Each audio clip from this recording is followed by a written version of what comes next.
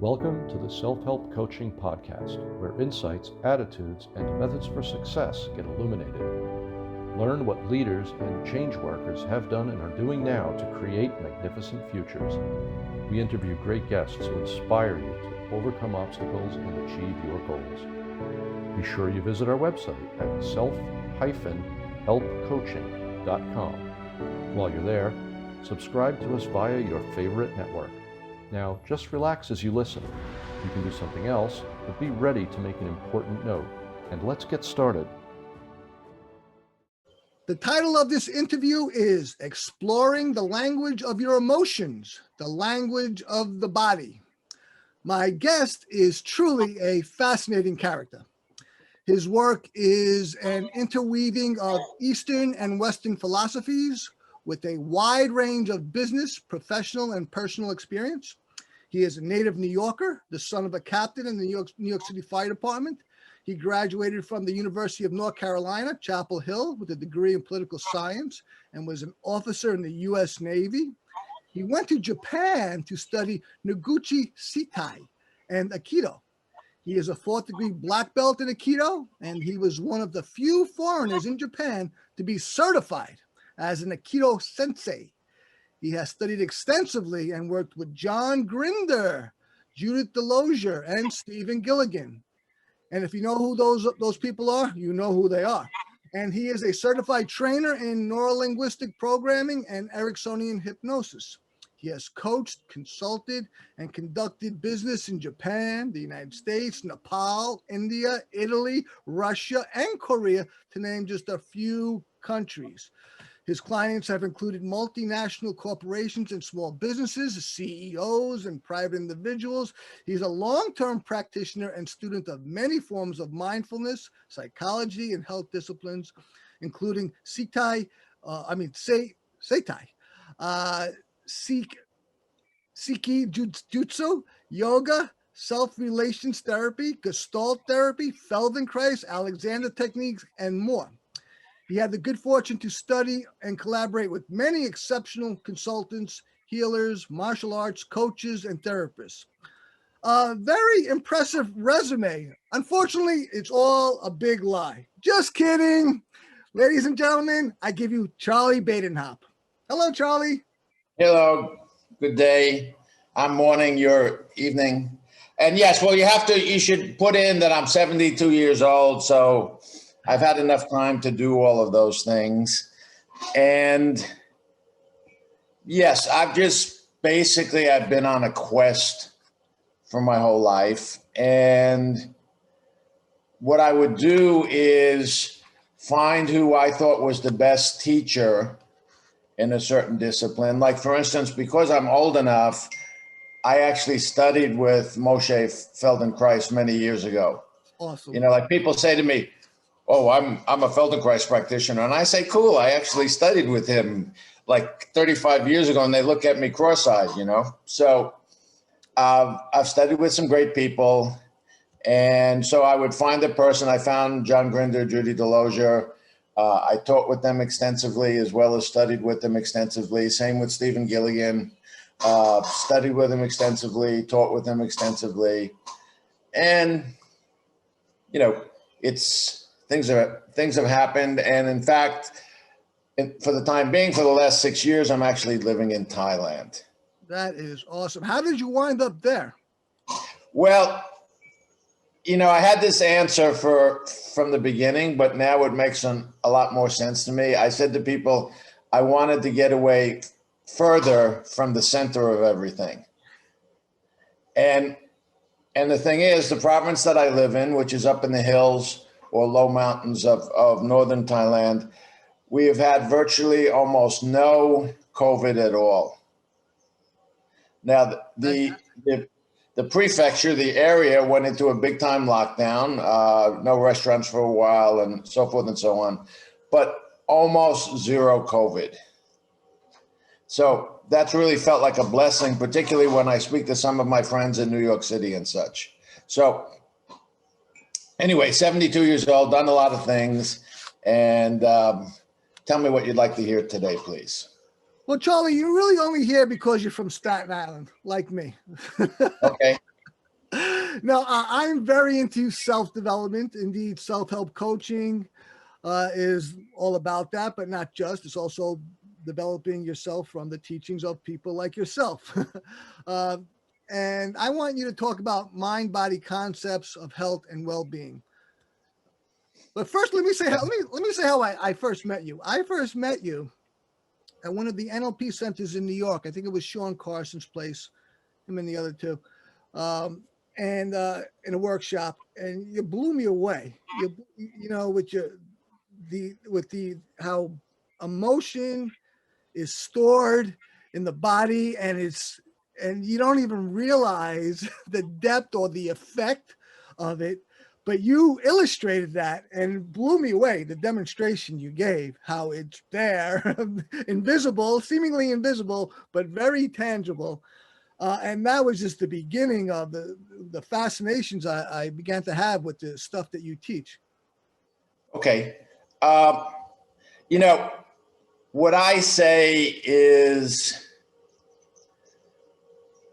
the intelligence that orchestrates your system or the whole self, you know?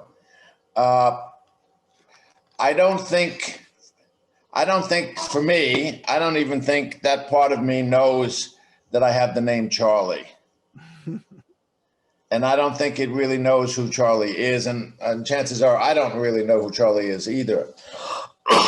So what happens is we're born and we have no verbal language to begin with, but we're highly intelligent and we are certainly communicating with our caretakers the entire time.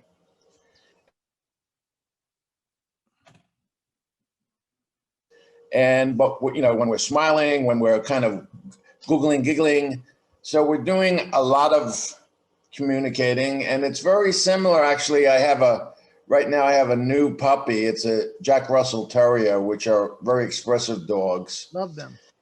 And dogs absolutely understand tone of voice.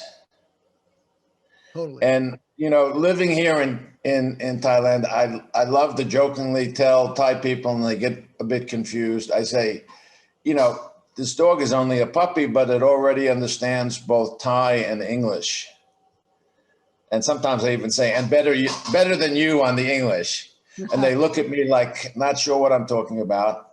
So if I say something like, oh, come here, sweetheart, you know, kind of thing, the dog comes to me in English. If I purposely make some distance from the dog and I say to it in Thai, my Thai's not great, but I can speak Thai. And I say, what are you doing?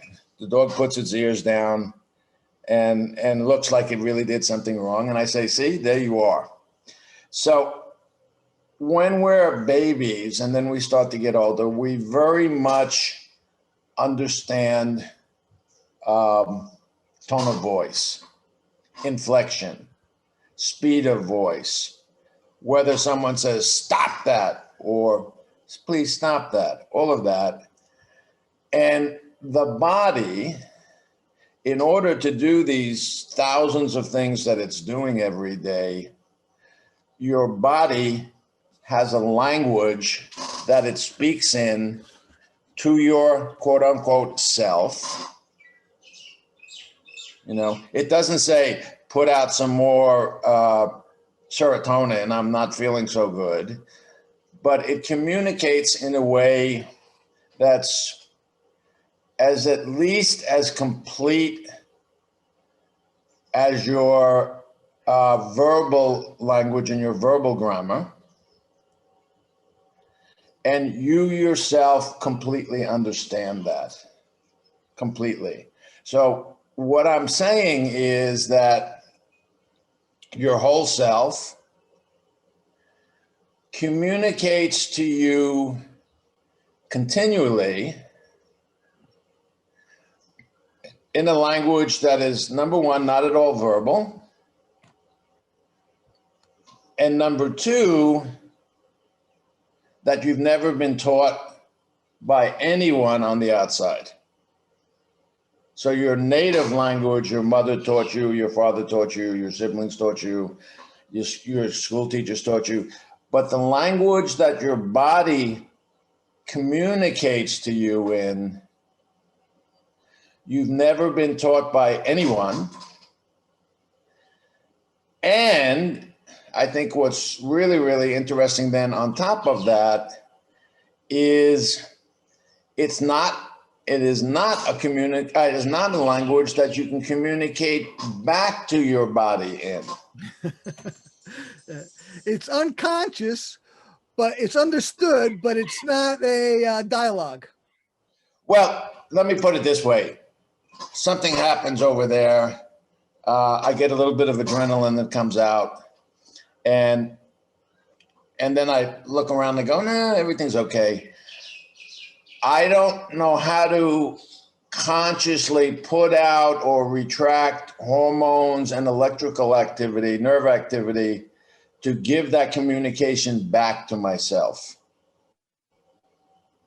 Right? So the part of myself quickly puts out adrenaline. Thank goodness for that. If it didn't do that, I most likely wouldn't be here today, which is, let's call it a warning signal. And then when I check, and in this instance, I find out that everything's basically okay. It was just whatever happened out there for a moment, maybe a car backfired or something. I cannot communicate back to myself by using hormones and nerve activity. Right. And therefore, saying, oh, it's okay, Charlie, and that kind of thing. Okay, I don't say there's anything wrong with that, but that's almost never a communication that's going to make a big difference in the way that you feel. Right. Verbal self-talk is something we've learned from the external, but it's not our true language. Yes. So. Fascinating. Like I lived in Japan for 30 years and my Japanese isn't great, but I can speak Japanese. And now I'm living in Thailand for 7 years and my Thai certainly isn't great, but I can speak in Thai. And what happens often is I'm going along and I can speak basic Thai. And then I just run into a concept or a word that I've never heard and I have no idea what it is. And I can't say it to the person. And sometimes I'll just mimic something or whatever. So to realize so much of what I would like to communicate to myself, I don't know how to communicate in a way that myself can truly understand that. Isn't it awesome? And I think slowing down and breathing more fully are the two, just thinking here for a second, I would say the two best ways to communicate with the self. And of course, in a pleasing tone of voice, but slowing down, so there's more space in between everything.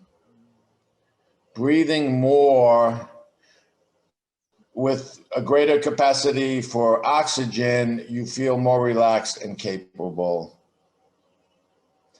Okay, here we are. Absolutely. Charlie, let's just take a moment to hear a word from our sponsor, and we'll be right back with Charlie Badenhop and the language of the self and the human experience. This episode of Self-Help Coaching is brought to you by Perficio. Perficio learns more about you as you make progress and then uses that information to help you even more. It is quasi-AI. Visit www.perficio.io. That's PERFICIO.io, where you can be helped by something that learns more about you, because that is the difference that makes the difference. Okay, you're listening to the Self-Help Coaching Podcast with Charlie Badenhop. He is captivating me with the language of the self, which is really personal and immediate, it seems to me. Can you continue, please? Okay. So what happened for me that was interesting and really set the course of my life from the age of about 32 or so onwards is I started studying Aikido mainly because I was having a lot of problems with my legs and stuff, a lot of pain in my legs, even having trouble driving with the pressure I had to keep on the gas pedal and everything. So a therapist actually suggested you really ought to try Aikido. I said, okay. And I liked it right from the beginning. And then right about the same time, NLP was first really coming out in the world. So I don't know, John and Richard and stuff have been fooling around with it, I'm sure, for at least 5, 6, 7 years. But for people to really start hearing about it was pretty much exactly the same time I started studying Aikido. So what happened was I'm taking all of these Aikido classes, and I actually moved to Japan to get a better idea about Aikido. And I studied with a brilliant man by the name of Koichi Tohei Sensei. And at the same time, I was going back and forth. I was in about a 4-year period of just studying. I wasn't working. I had saved money from businesses I had sold, a business I had sold. And so I was going back and forth doing maybe, 20, 30 days a year of study with John and Judy and other people, and also Aikido. And what I started noticing was a lot of what John Grinder in particular was doing was exactly the same as what my teacher Tohei Sensei was doing. And what you talk about. And I was, I'm sitting there going, there was a couple of times where I said to myself, oh my God, John just did this 2 weekends ago in Boston. And so they had this amazing way of creating like a hermetically sealed space around them and whoever they were working with, totally engaged in the person and in the moment. And they had a belief structure that made it really difficult for the client to fight against it in any way. And things would happen. Things would happen that normally didn't happen. Like I remember once, John had a guy that was very disappointed in himself because he had lived in Spain for like 7 years or something and spoke no Spanish. He claimed. John didn't believe him. John said, I don't believe you. Sorry. I'm not calling you a liar, but I don't believe you. Got this person in a certain rhythm, asked him to just close his eyes. John pointed to a lady that was a native Spanish speaker. She started speaking to this guy in Spanish. She started replying to her in Spanish. And I mean, I have a lot of experience at this point in hypnosis and stuff. And even now, looking back on it, what did John do? He didn't do some canned, that's right, take a deep breath, blah, blah, blah, hypnosis thing. Right. He just got the person, helped the person to feel so good while at the same time entertaining what was previously a problem. Entertaining what was previously a problem. Right. And sort of starting out by going, well, gee, and I wonder what it would be like if you could speak Spanish. But don't do that now. Don't do that now. Sorry, don't do that now. And take a deep breath or whatever. And then it happened, So that's very much what we're looking to do in Aikido. And when I started teaching with John and Judy, John would be teaching, for instance, reframing, which is taking a negative belief and turning it into something positive. And just out of nowhere, John just looked at me and said, Charlie, I'm sure you know something about reframing through Aikido. Why don't you come up here and teach us something? And I was a bit like, and I went up and I did something that seemed to make sense to people and it worked well. So John used to say that Aikido was the non-verbal explication of NLP.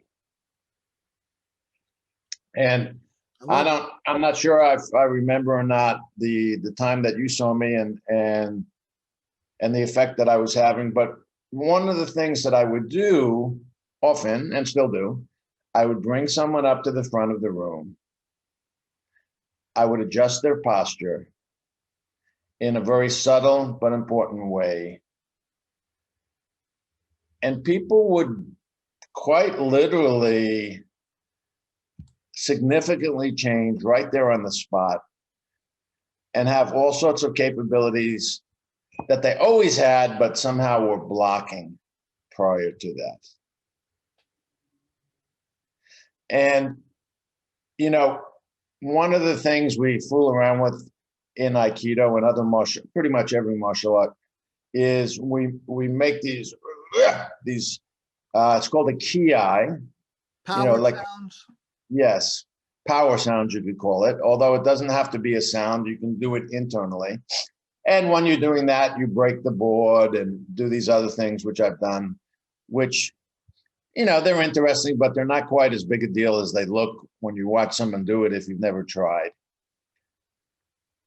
And then you realize at some point that energy, that spark is inside this person right now. And if they could let it out, oh my goodness, it would be amazing. They would be amazing. So then part of the idea of the work becomes, how do I help bring that spark out in the person? And I don't mean by telling them they're wonderful or whatever, but anyway, there's a way to do it. And all of a sudden, the person's feeling it. And that's a lovely thing. And, something Stephen Gilligan fairly often used to say, he would do a lovely piece with someone in front of the room. Used to look pretty much like classical hypnosis or Ericksonian hypnosis anyway. And the person would come out, back out, and everything was all rosy. And everybody thought, oh, that was such a lovely session. And some people even tears coming down their face. And then Stephen would look at the person and he would say, sorry to have to say this, but I hope you know that what we accomplished here won't last. And people, the first time I ever heard it, this is what I heard next. Devastation. People actually saying, how could he say that? Hasn't he ever studied any NLP? And for instance, Stephen used to love to say, there was only one or two techniques in NLP for a long time, but we work with what we had. But anyway, yes, it won't last. Because when you go back off the stage and then you go back to your room and everybody's not looking at you and holding their breath and everything, life is different. That's when life really starts to happen. Right. Similarly, I had a coach once and he told me, you're not going to be the CEO of the company. You're not the guy to be the CEO. Boy, that was the greatest thing I could have ever heard to prepare myself to become the CEO, which I'm still in the process of doing. Yeah. So it's all belief. Yep. I'd like to study. I enjoy certain athletics. Like I think American basketball is amazing. I enjoy American football. I really like to watch soccer. But what intrigues me the most is the psychology of sports. And I've worked with some top athletes. I've also worked with some top opera singers and stuff. And so anyway, there's a guy that can supposedly vertical jump from standing 42 inches. 42 inches. That's like 10 feet. I'm not good with math. 36 inches is 3 feet. Okay. That's incredible. You know, so anyway, back a number of years ago, there was a guy that I think it was David Thompson, who was known to, as they used to say, he could jump out of the Coliseum kind of thing. So they were studying him, and he could do, I think, don't quote me on the numbers here, but he could do something like 36 inches, which is, again, already well beyond what anybody can do. And then they started running him down and telling him how many foul shots he'd been missing recently and things like that. And by the way, you know, you were 5 minutes late for practice the other day, and so forth and so on. And then without saying anything else, they asked him to do your jump again. You know, and he could only jump something like 29 inches, even though 5 minutes ago he had jumped 36 inches. Wow.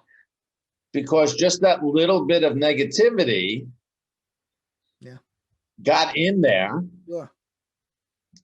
and he wasn't able to perform as well. There are so many factors. You know, you mentioned Feldenkrais, you studied with the man. I was introduced to Feldenkrais by the guy who was my acting mentor, who introduced NLP to me, George Morrison, who blew me away, changed my life. Did you know who George Morrison? Did you know him? No. Anyway, I put the book, you know, I didn't study it at first, but I picked up the book and resumed the study years later because I had sciatica.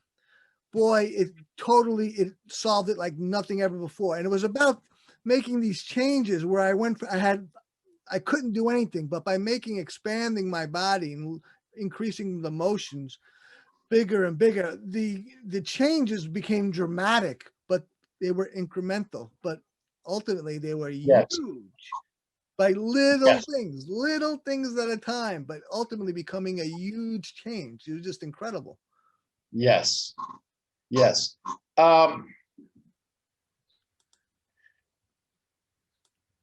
The body is incredibly wise. The body knows everything that we want and need, and it's capable of so many great things. And part of that requires that we get out of the way a little bit. So, you know, something that I've mentioned to you building up to us talking, I have a model that says we all have 4 brains and 5 minds. Okay, so the 4 brains, the first brain is the somatic nervous system, or what's called the enteric nervous system. Starts up in the throat area and comes down, and it has a huge amount of nerve endings in the gut. And it turns out that all of the serotonin in the system is created and regulated in the gut without input from your neocortex. Charlie, I want to hear more about these brains and these minds. And there's a number, so I want to stop you for a quick word from our sponsor, and then I want to hear about all the rest of these brains and minds. Heaven knows I could use one of them. Okay, a quick word from our sponsor. This episode of Self-Help Coaching is brought to you by Perficio. When Ben Franklin arrived in Philadelphia, all he had was 10 cents in his pocket. Despite this, he became America's first self-made man. Visit www.perficio.io. That's PERFICIO.io to actually have the knowledge and principles of Ben Franklin transferred into yourself. We're back with Charlie Badenhop, and he's about to tell us about how many brains each person has. And hopefully I have the one at least. Let's go, Charlie. Okay, so the first brain is the enteric nervous system, and or what's called the somatic brain sometimes. And so what happens is all of the antidepressants that are out there on the market, every single one of them, as far as I know, and I don't follow this on a daily basis, but anyway, it's been true for many, many years. They're called serotonin blockers. No, serotonin Reuptakes? reuptake inhibitors. Right. Serotonin reuptake inhibitors. Thank you. I was blocking that for a moment. So all of the important thing to know is all of the antidepressants have to do with serotonin and the regulation of serotonin in the system. Okay. Your serotonin is completely the whole input and keeping it out the system and everything is completely organized by your enteric nervous system. This is ganglia, call it, of nerves that are really strongly in your, particularly in your gut area. And that enteric nervous system is pretty much what almost every martial art is all about. Okay, so in Chinese, it's called Dantian. In Japanese, it's called 1 point, Seikan no Iten, and on and on. It's about cultivating the ability to sense and organize from your lower abdomen. Wow. I practice Jeet Kune Do, and it's all it is practice, practice, practice, practice, practice. But it's coming from the lower abdomen. That's what you're saying. You're learning how to feel and activate what you're doing from the area of the lower abdomen. That's the core. So not from the brain in your skull. The brain in the near the gut.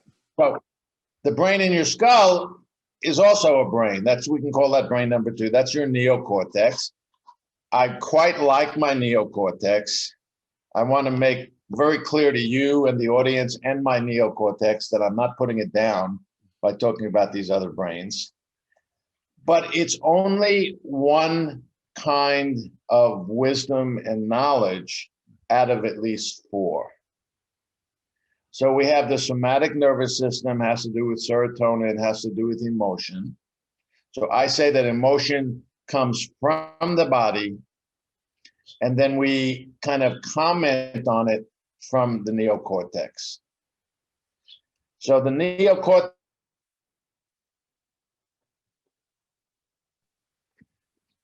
doesn't feel anything. It's just a commenter. You know, my mom, bless her soul, died when she was about 92 or something. And when people ask me what she died from, I always said old age, but she died from brain cancer. And the doctor said to us when we first got her diagnosis, the good thing is she won't be in any pain because the brain doesn't feel anything. Yeah. The brain is able to comment on what's going on and take some action, but it doesn't literally feel. Right.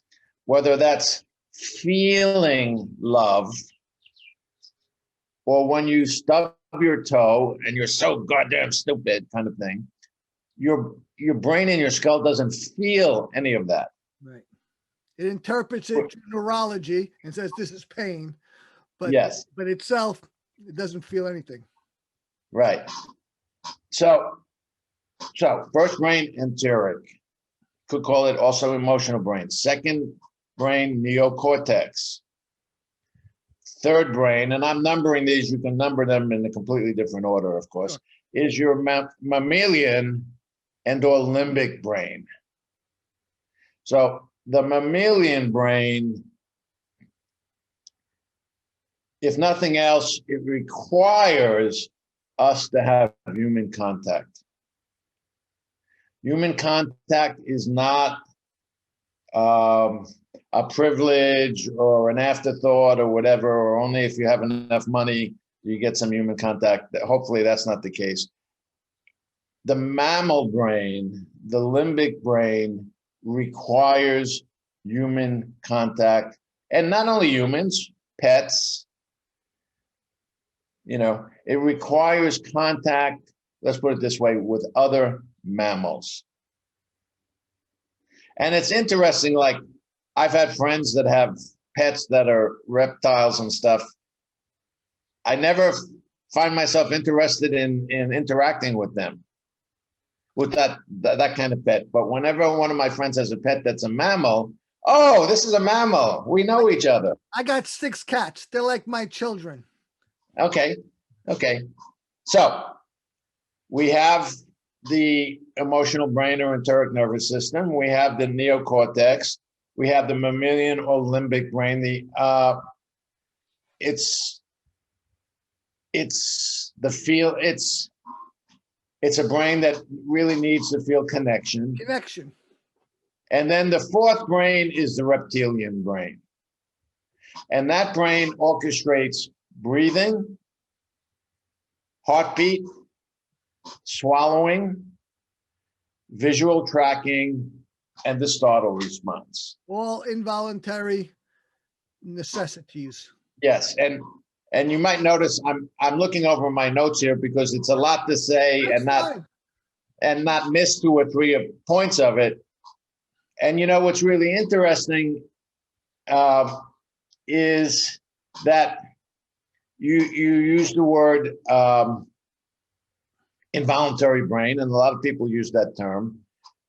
A lot of what training in the martial arts is about, and it could also be meditational kind of training, is making that involuntary voluntary. Absolutely. Making that involuntary voluntary. I find, in my, when I was doing a lot of coaching, whatever, in the change work, that's really all about bringing the unconscious into the conscious is where it's at. Martial arts and getting excellence and overcoming obstacles and just becoming aware. Oh my God, that's really the whole thing. Yes. So anyway, I don't think that human beings are designed to just float along in life.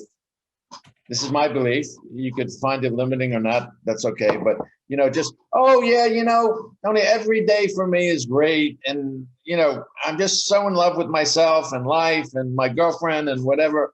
No, I just don't think we're meant to live like that. We're meant to have moments of that. And those moments can be more than a moment. But we're not meant, I don't believe we're meant to live like that. And I will say that I have yet to meet anyone that lives like that. So depending on what's going on, I might suggest to you that Tony, you do some pretty dangerous things. Maybe you ought to pay a little bit more attention to your neocortex to be a little bit more rational. Tony, you don't seem to have any friends or any connections with anyone. Maybe you should pay more attention to your mammalian brain, or, like that. So we keep on having the opportunity to notice what we haven't been noticing. And, in Aikido in particular, when we reach a little bit higher levels of training, we realize one of the things we're meant to be doing is to think with our breath. Think with your breath. If you pay attention to your breath, you'll understand a hell of a lot about what you're feeling and doing. Let's just take one moment, our final moment, to hear from our sponsors, and then we're going to come back with our final segment, and Charlie will be talking about breath. Okay. This episode of Self-Help Coaching is brought to you by Perficio, perhaps the most common method that coaches worldwide use to get undisputable results for their clients is NLP. Visit www.perficio.io. That's perficio.io, where you can make the changes you want and get the results you dream of. You're listening to the Self-Help Coaching Podcast with Charlie Badenhop, and he's about to tell us more about breath and how the way we breathe and it affects our emotions and all kinds of great stuff like that. Okay, so I'll just say for now, and if you ever invite me back again, I could show you and your audience an interesting exercise or two about this, but that the better able we are to pay attention to our breathing,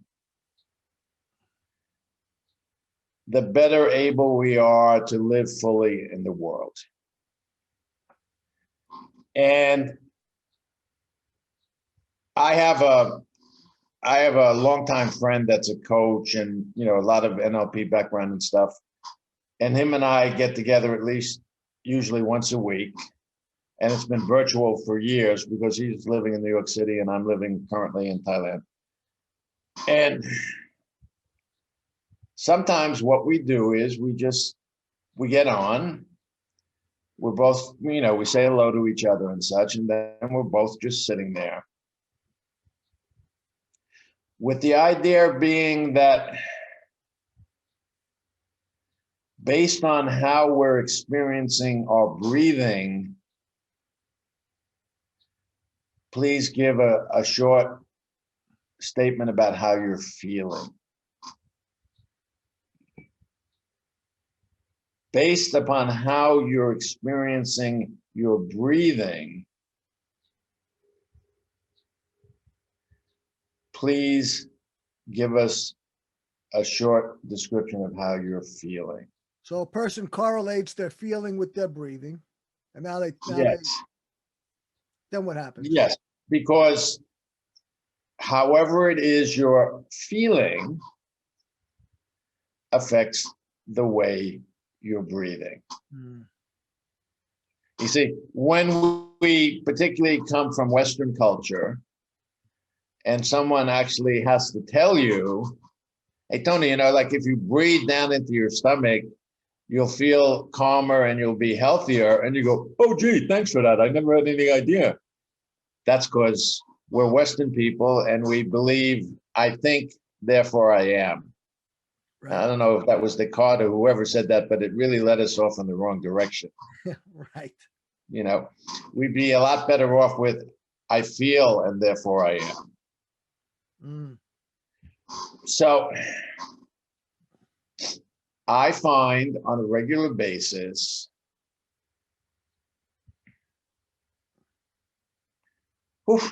I don't know why, but I'm having trouble breathing today, you know?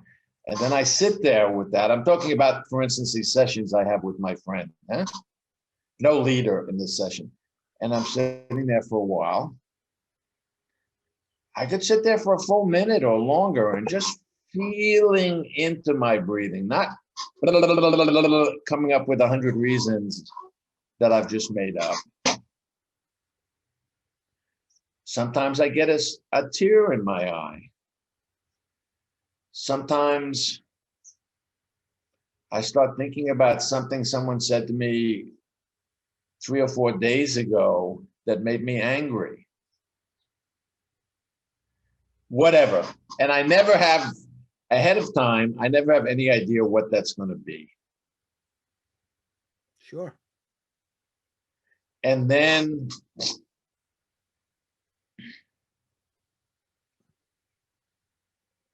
like now, I'm pausing. And during these pauses, personally, I feel pretty complete. Yes. I'm no longer thinking, oh, but let me tell them about blah, blah, blah, blah, blah. I'm feeling pretty complete for the moment. I take a deep breath and I say, so I tend to talk a lot. I hope that hasn't been problematic today. I have a lot of enthusiasm about what I'm doing and what I'm thinking about.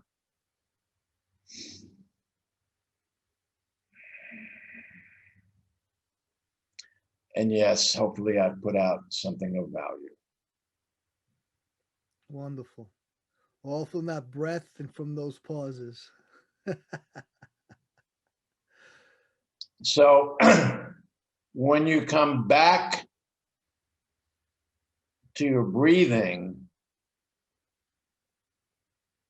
you come back to your deeper emotional state, and you come back to getting closer to your deeper identity.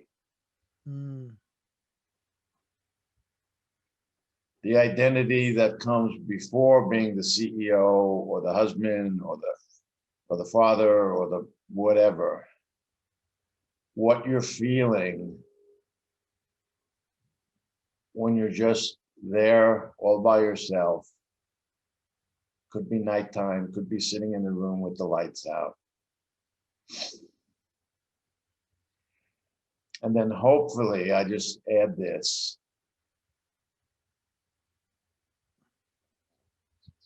Hopefully, on a fairly regular basis, you're able to say thank you. Who or what do you say thank you to? That's up to you. I have a sense that there's a God in the world, certainly some form of intelligence that's much bigger than mine, thank goodness. And when I say thank you,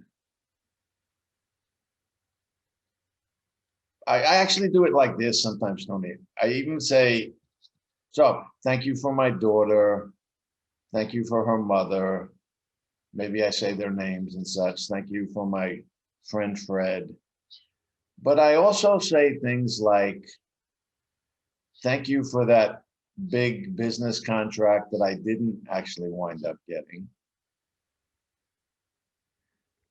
Thank you for the flat I got the other day when I was a little bit late running to my appointment. And you might hear me, or someone might hear me going, you're thanking the world for that flat tire? It's like, absolutely. Totally. I needed that. I had a situation about 2 months ago. Anyway, this kind of tough guy that works in this market came out. I had a problem with my car, and he decided to help me. And he's become like my good friend now. And he tells the other people in the market that we're friends. And it all happened because my car broke down, and he was able to help me.